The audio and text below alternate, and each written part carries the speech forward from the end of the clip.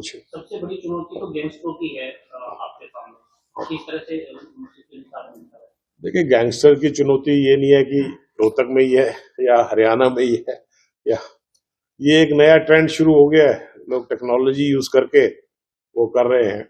इसमें हमने बड़ी एक व्यापक स्ट्रेटेजी बनाई है और उसका हमें जो काफी हमारी जो स्ट्रेटेजी का अब हमें रिजल्ट्स आने शुरू हुए। तो पिछले साल हमारे को जो थ्रेट कॉल्स आती थी उसमें हमारी 40% हमारी कॉल्स में कमी हुई है। हमने कम से कम 25 जो हमारे गैंगस्टर बाहर भागे हुए थे उनको डिपोर्ट कराया है, और अभी कुछ एक जो और बाहर हैं उनके प्रति हमारी जो लीगल कार्रवाई है वो जारी है। तो आप जैसे आप समझ रहे हैं कि जब से ये नया दौर शुरू हुआ है टेक्नोलॉजी का, इससे नए चैलेंज उभर के सामने आए हैं। जब हमने ज्वाइन किया था 1992 में, तब अलग टाइप की पुलिसिंग होती थी। उसके बाद 1995 में इंटरनेट मोबाइल आ गया, तब अलग पुलिसिंग शुरू हो गई। उसके बाद आ गया आपका स्मार्टफोन आ गए ऐप बेस, तो अलग टाइप की पुलिसिंग हमें चेंज करनी पड़ी, क्राइम ट्रेंड चेंज हो गए।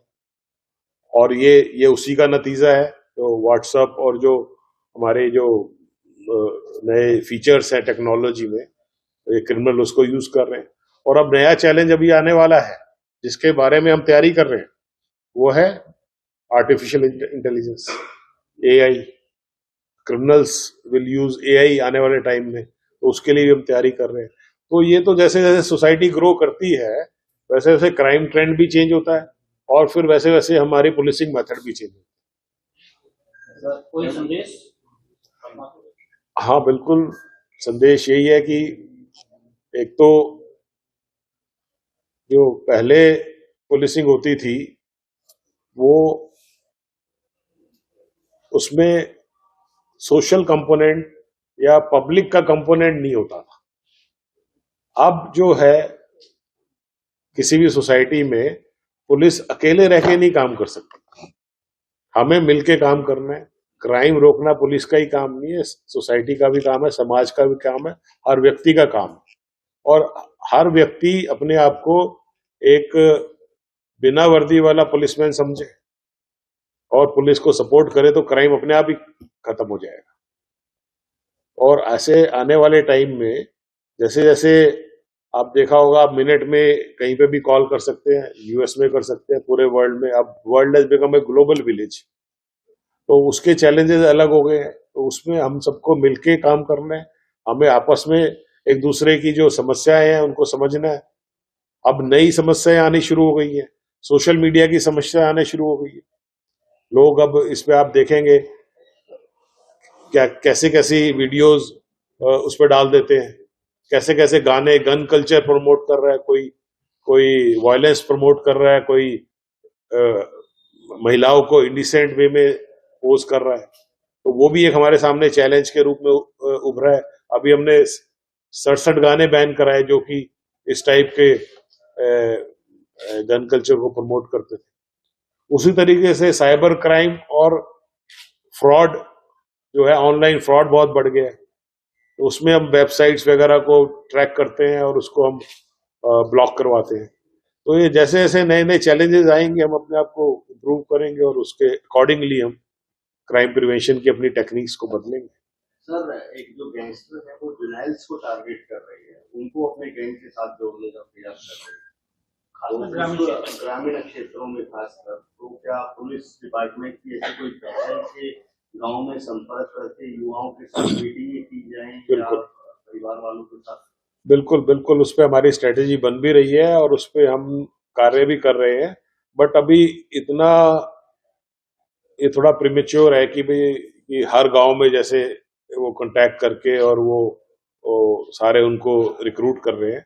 हाँ, कुछ जगह ऐसे देखने में आया है कि नए यंगस्टर्स को उन्होंने इन्फ्लुएंस किया है सोशल मीडिया के मार्फत से, तो उस पर हम एक्शन ले रहे हैं। बट हाँ, ये पॉइंट जरूर है, नॉट ओनली गैंगस्टर्स, कुछ विलेजेस जो हैं या कुछ एरिया ऐसे हैं जिसमें क्रिमिनल्स ज्यादा हैं, तो उस पर हम स्ट्रेटेजी बना रहे हैं कि हम कैसे उसको हम उस एरिया को आइडेंटिफाई करें और कैसे उनको हम मेन स्ट्रीम में लाएं, कैसे हम उनको ये समझाएं कि क्राइम का रास्ता अल्टीमेटली जेल में जाके खत्म होता है। तो ये अगर हम युवाओं में ये हम एक मैसेज हम भेजेंगे, स्पेशली जो यंग जो जो हमारे स्कूल गोइंग बच्चे हैं, वो क्राइम की तरफ अट्रैक्ट हो जाते हैं और सारी एनर्जी उसमें लगा देते हैं। तो हम अगर उनको, हमारा प्लान है कि हम उसको गाइड करें, वहां पे गांव में जाके उनके कुछ अवेयरनेस प्रोग्राम चलाएं, कोई एनजीओ को एसोसिएट करें, और ताकि वो क्राइम की तरफ ना जाके एक कंस्ट्रक्टिव सोसाइटी की तरफ उनका ध्यान जाए, पढ़ाई लिखने में जाए, खेलों में जाए, और ग्रोथ में, सोसाइटी ग्रोथ में वो कंट्रीब्यूट करे। पुलिस वेलफेयर के लिए भी कुछ स्पेशल है सर, क्योंकि काफी हेक्टिक होती है लाइफ सुबह से शाम तक सड़क पे या ड्यूटी के टाइम। बिल्कुल, पुलिस वेलफेयर के लिए हम बहुत ही जागरूक है, बल्कि हम सारे वहीं पे ये सोचते रहते हैं कि पुलिस का सबसे पहले कैसे हम अपने पुलिसमैन को कैसे हम एक कंफर्टेबल करें कि वो इतने मुश्किल ड्यूटी को अपने निभा सके। तो उसके लिए हमने कई कई योजनाएं भी तैयार करी सॉरी। और उनके परिवार के लिए हमने, बच्चों के लिए स्कूल्स खोले, हमने एक्सग्रेशिया शुरू किया, इंश्योरेंस शुरू किया, और भी सारी फैसिलिटीज, हमने मेडिकल हेल्प शुरू करी। अभी हमने और कुछ स्कीम सोची है, जो कि बेटी की शादी के लिए, स्टूडेंट अगर कोई हॉस्टल में जाता है उसको गिफ्ट देने के लिए, और हाउसिंग की भी हम देख रहे हैं, अगर वो हो पाया कि हम कोई इस टाइप की स्कीम लेके आए कि पुलिस मैन को जो भर्ती होता है तो उसको कोई ईएमआई पे हम उनको कोई फ्लैट या कोई घर बनवाने में मदद कर सके। और इस टाइप की स्कीम चलती रहती है, हम आगे इसको हम इम्प्लीमेंट करेंगे। लेकिन जिस तरह से पुलिसकर्मी सुसाइड कर रहे थे पिछले दिनों, काफी जो देखने को मिले थे, स्ट्रेस कम करने के लिए कुछ ऐसा ड्यूटी ज्यादा है या फिर काम ज्यादा लिया जा रहा है या फिर शोषण किया जा रहा है, कुछ है इस तरह के भी जो है नजर आ रहे थे?